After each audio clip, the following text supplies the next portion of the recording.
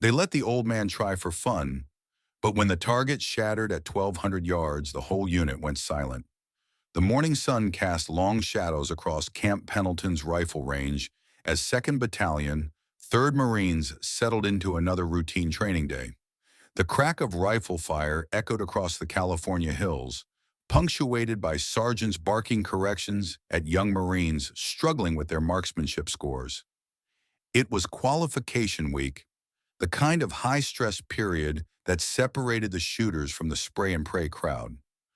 Private First Class Thompson had already failed his first attempt at the 500-yard line. Corporal Blake was nursing a bruised ego after missing what should have been an easy 300-yard shot. That's when he appeared. An older man, maybe 68, walked slowly toward the firing line with the unhurried gait of someone who had nowhere else to be. He wore civilian clothes, a simple flannel shirt that had seen better years, worn Levi's with honest fade marks, and scuffed work boots. No military bearing that the Marines could detect, no unit patches, no identifying markers. Just another civilian visitor. But there was something about the way he moved that caught the attention of the more observant Marines. His steps were measured, purposeful, without being rushed. His eyes swept the range with the kind of automatic threat assessment that becomes second nature to men who've spent time in dangerous places. Staff Sergeant Rodriguez noticed him first, standing behind the safety line, watching the Marines with quiet interest. Rodriguez had been running ranges for 8 years and had developed an instinct for reading people. The old man's weathered face showed no expression, but his eyes tracked every movement on the range with an intensity that seemed out of place for a casual observer. "You here to watch your grandson shoot, sir?" Rodriguez asked, approaching with the practiced courtesy of a career, non-commissioned officer dealing with civilian guests. The old man shook his head slightly. "Just visiting. Used to spend some time at places like this." His voice carried the faint rasp of someone who'd spent years breathing cordite in desert sand. Rodriguez studied him more carefully. Something about the man's posture suggested familiarity with military protocols. "Served, sir?" "A long time ago," came the non-committal reply. The morning progressed with typical training routine frustrations. Private Johnson couldn't hit anything beyond 300 yards. Corporal Martinez kept jerking his trigger pull, a fundamental flaw that no amount of coaching seemed to correct. The whole squad was struggling with the 800-yard targets, let alone the 1,200-yard challenge course. The October heat was building, creating mirage effects that made accurate shooting even more challenging. Wind conditions were variable, gusting from the southwest at 8 to 12 knots. Not impossible conditions, but certainly not beginner-friendly. Throughout it all, the old man remained at his position behind the yellow line, never offering commentary, but watching everything with those sharp, evaluating eyes. Rodriguez found himself glancing back at the visitor more often than he should, trying to figure out what was bothering him about the man's presence. During a brief ceasefire while targets were being changed, one of the younger Marines, Lance Corporal Davis, noticed the old man still standing there. Davis was 19, cocky in the way that comes from surviving boot camp, but not yet encountering anything that might humble him. "Hey, old-timer," Davis called out with the casual irreverence of youth. "Want to give it a try? Show these jarheads how it's done?" The suggestion drew chuckles from the squad. Rodriguez started to intervene. Civilians weren't supposed to handle the weapons. But something in the old man's demeanor made him pause. "I don't want to interrupt your training," the visitor said softly, but Rodriguez caught something in his voice. Not reluctance exactly, more like a man who knew exactly what he was capable of and was considering whether to reveal it. "Come on," Davis pressed, emboldened by his squad's laughter. "One shot. Let's see what the civilian world's got." The old man looked at Rodriguez, who found himself nodding almost without thinking. There was something familiar about the way the visitor carried himself. "One shot," Rodriguez heard himself saying. "Safety rules apply." The old man approached the firing line with measured steps. When he reached for the M40-6 sniper rifle, everything changed. The casual chatter died away. The way he handled the weapon, checking the action, testing the bolt, examining the scope, spoke of muscle memory carved deep by years of practice. His inspection was thorough but efficient, the kind of weapons familiarization that becomes automatic after handling thousands of rifles, in conditions where your life depends on the weapon functioning perfectly. He examined the ammunition Rodriguez offered. Federal gold medal 175 grain match rounds, with the same professional attention. A slight nod indicated approval. Winds gusting southwest, 8 to 12, Rodriguez found himself offering. The old man glanced at the range flags, then at the mirage patterns dancing above the desert floor. "I see it," he said simply. He settled into the prone position with fluid grace that seemed to defy his apparent age. There was no hesitation, no awkward adjustment period that civilians typically needed when handling unfamiliar weapons. The rifle became an extension of his body as he adjusted the bipod legs with tiny, precise movements. His breathing slowed, deepened, fell into the controlled rhythm that every trained sniper would recognize. 4 counts in, hold, 4 counts out, hold. The natural respiratory pause where the body is perfectly still, where the shot must be taken. The young Marines stopped joking. Even the ones who'd been focused on their own weapons turned to watch. There was something hypnotic about watching a master at work. The change in atmosphere was palpable, from casual training to something approaching reverence. Sergeant First Class Williams, the senior enlisted man present and a veteran of 2 Iraq deployments, moved closer. He'd seen enough professional shooters to recognize the real thing, and what he was watching now was setting off every instinct he'd developed over 15 years in the Corps. The old man didn't speak, didn't ask about wind conditions or ammunition specifications. He simply settled behind the scope, made minute adjustments to the turrets with precision that suggested intimate familiarity with the weapon system, and found his natural point of aim.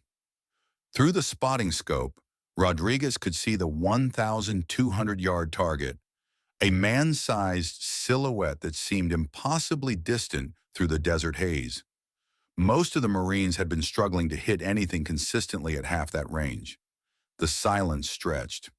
Williams found himself holding his breath. There was something about the old man's stillness that commanded attention. Not the frozen rigidity of a nervous shooter, but the perfect quiet of someone who had done this before, many times, under conditions far worse than a training range. The shot, when it came, was startling in its suddenness. No hesitation, no second-guessing, no follow-up shots. Just a smooth squeeze of the trigger and the sharp crack of the rifle, followed by the whisper of the bullet's passage through the desert air. Downrange, the target showed a perfect center mass hit. Rodriguez's eye was pressed to the spotting scope before the echo had faded. A clean hit at 1,200 yards, in variable wind, with an unfamiliar rifle, on the first shot. "Mother of God," Williams whispered. The silence stretched for long seconds. Rodriguez stared at the spotting scope, certain he'd made a mistake. The hole was there, dead center in the target's chest area, exactly where a combat shot needed to be. Davis looked like someone had told him Santa Claus was real and living in his garage. The old man worked the bolt, ejected the spent brass, and began to rise from the firing position with the same fluid economy he'd shown settling into it. He safed the weapon and handed it back to Rodriguez without a word. It was Lance Corporal Peterson who noticed the tattoo first, though it would be Corporal Martinez who recognized its true significance. As the old man rolled down his sleeves, Peterson caught a glimpse of faded ink on his forearm. The distinctive crossed rifles and globe and anchor of Marine Recon, overlaid with a number that made his breath catch. 2/3. Peterson had spent countless hours studying Marine Corps history, memorizing unit lineages and battle honors. 2nd Battalion, 3rd Marines. The Betio Bastards had seen heavy action in Vietnam, where they had earned their reputation in some of the war's most brutal fighting. But it was the style of the tattoo that made Peterson's pulse quicken. The faded green ink of old military work, done in country by some Marine with a needle and Indian ink, probably in a bunker between firefights. This wasn't some stateside parlor work. This was the real thing. Martinez, who'd grown up listening to his uncle's Vietnam stories, stepped closer. His uncle had served with the 1st Battalion, 9th Marines during Tet, and Martinez had learned to recognize the subtle signs that separated the men who'd been there from those who just talked about it. "Sir," Peterson said quietly, his voice carrying a new note of respect, "that wouldn't be 2nd Battalion, 3rd Marines, would it?" Vietnam era? The question hung in the desert air like heat shimmer. The old man paused in adjusting his sleeves. For the first time since he had arrived, something flickered behind his eyes. Surprise, maybe? Or the kind of recognition that comes when someone sees past a carefully constructed civilian facade. Before he could answer, Rodriguez's radio crackled. But before any transmission could come through, a new voice cut through the tension, carrying the unmistakable authority of senior command. "Stand easy, Marines." Everyone turned to see Lieutenant Colonel Morrison striding across the range with the purposeful gait of a man accustomed to having obstacles removed from his path. The battalion commander rarely appeared at routine training exercises. His presence here, now, transformed what had been a simple training day into something entirely different. Morrison's uniform was parade ground perfect, his ribbons telling the story of 3 decades of service. But it was his eyes that held everyone's attention. They were fixed on the old man with an intensity that made every Marine instinctively straighten to attention. "Gentlemen," Morrison said, his voice carrying command presence that could silence a room full of arguing colonels, "I'd like you to meet someone who probably wishes I hadn't shown up." He extended his hand to the visitor with the easy familiarity of old comrades. "John, it's been what, 15 years since Quantico?" The old man, John, accepted the handshake with a slight smile that transformed his weathered features. "About that, Mike. You were still wearing captain's bars then. Advanced Marksmanship Instructor Course, 2009. "Still the best instructor I ever had," Morrison replied with genuine warmth. "Even made me look competent with a rifle." The pieces were falling into place now. Several of the Marines stared at the faded tattoo with new understanding, grown up on stories of wars fought by men who'd returned home to become mechanics, teachers, contractors, and grandfathers. Corporal Williams, whose father had served in the Gulf War and never talked about it except on certain quiet nights, stepped forward hesitantly. Family stories were clicking together in his mind. Tales of Marine snipers whose names had become legend. "Sir, are you—" Williams paused, uncertain how to finish without sounding starstruck. Morrison saved him the trouble. "Marines, meet Gunnery Sergeant John Mitchell, retired United States Marine Corps. Call sign Night Watch. 2 combat tours in Vietnam with 2nd Battalion, 3rd Marines. Instructor at Scout Sniper School for 12 years. 2 deployments to Iraq as a civilian contractor training military marksmen." The silence that followed was different from before. This wasn't just the stunned quiet of witnesses to an exceptional shot. This was the hush of men realizing they were in the presence of living history, not just a veteran, but one of those rare warriors whose knowledge had been passed down through generations of Marines. John Mitchell, Night Watch, seemed genuinely uncomfortable with the attention and formal introduction. He glanced around at the young faces staring at him with something approaching awe, clearly retreating back into the anonymity he'd preferred. "I should go," Mitchell said quietly. "Let you get back to your training. These Marines have qualifications to pass." "Actually," Morrison said, glancing meaningfully at Rodriguez, "I was hoping you might stick around. Maybe share some of that knowledge you spent 30 years accumulating." Mitchell shook his head with gentle but firm manner. They'll do fine, Mike. Good instincts, solid training foundation. They just need time and repetition.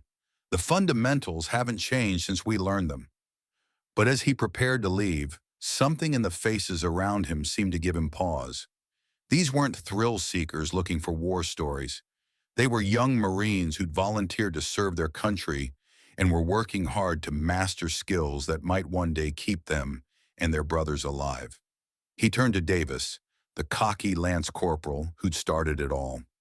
Son, you've got steady hands and good natural eye-to-hand coordination. Work on your breathing control and trigger discipline. The shot will come when it's ready. Don't force it. Patience saves lives. To Peterson, he nodded with respect for the young Marine's historical knowledge. Good eye, Marine. History matters more than most people realize. The lessons we learned in Vietnam, Iraq, Afghanistan, they're still relevant.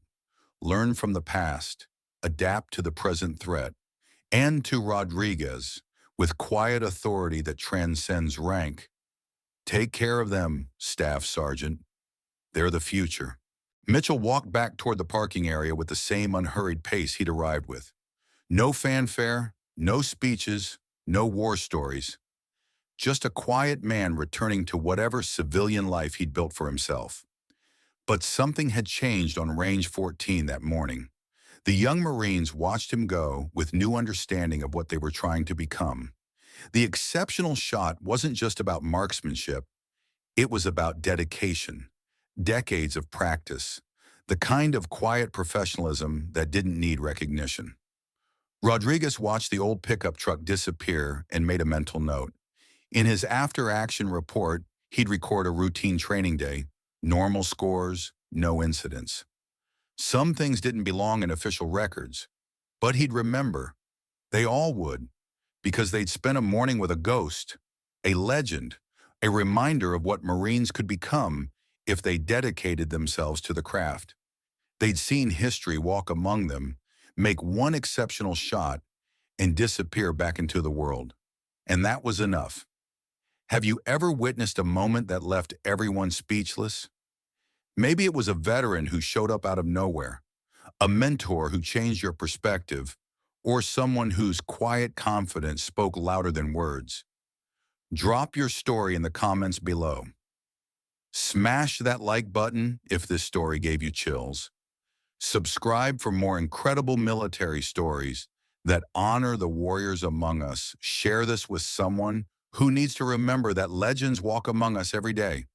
What moment in your life reminded you that true professionals never need to prove themselves?